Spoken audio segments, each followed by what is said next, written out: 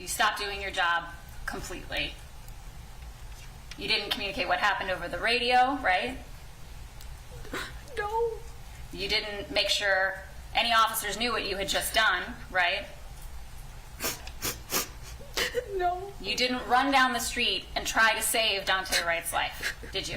No. You were focused on what you had done, because you had just killed somebody.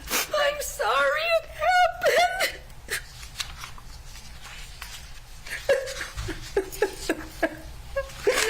I'm so sorry.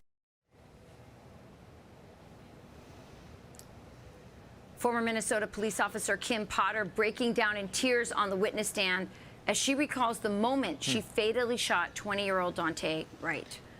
Here now with the latest developments in the trial and what's next, Fox News legal analyst Greg Jarrett.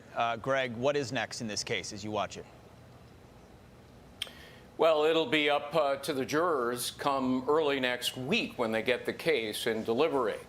You know, it's always a bold move to put the accused on the witness stand, but it's also perilous. You never know how the jury is going to react to what you just saw. Was she feigning tears, or was it genuine and sincere as she sobbed and repeatedly apologized, saying, "I'm sorry, I didn't mean to hurt anyone"? You know, there's a very fine line between a mistake and culpable negligence or recklessness, which is manslaughter in this particular case under Minnesota law. And, you know, the law struggles to differentiate between the two, and so do jurors when they come to deliberate.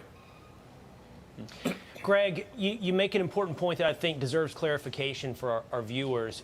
Different than so many other cases that make their way to the news cycle, this isn't about intentional murder or homicide. This is about manslaughter, and it's an attempt by the jury to differentiate, as you said, between an accident, which Kim Potter says it was an accident, and gross negligence or recklessness. So what tools, what evidence, what do they use to draw that line?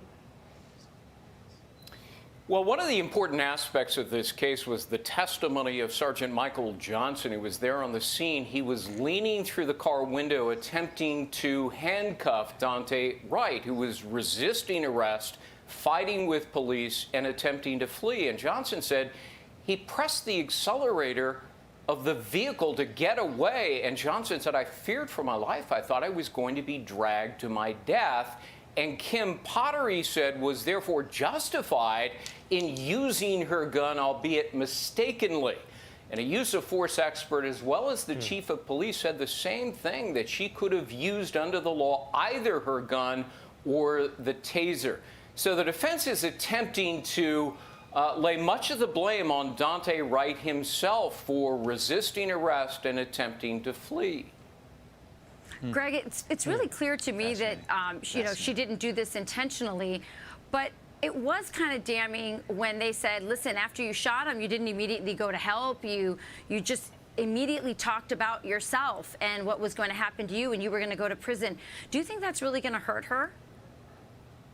She explained through her attorney that she was traumatized and in shock. She was mortified that she had mistaken her gun for a taser. I'll tell you, Rachel, what really concerns me and troubles me is this unique Minnesota law called Spark of Life. It allowed the parents of Dante Wright to take the witness stand and talk about the importance of his life, which is fine. But it also allowed them to portray their son as this angelic person. The jurors don't know, for example, that he's been accused of shooting a teenager in the head, accused of shooting a man in the leg during an attempted carjacking, and robbing a woman in her own home at gunpoint and allegedly sexually assaulting her.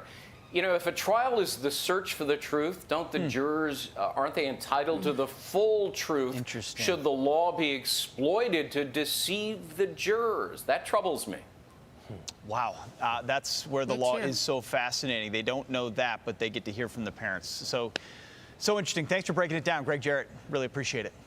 Always. My pleasure.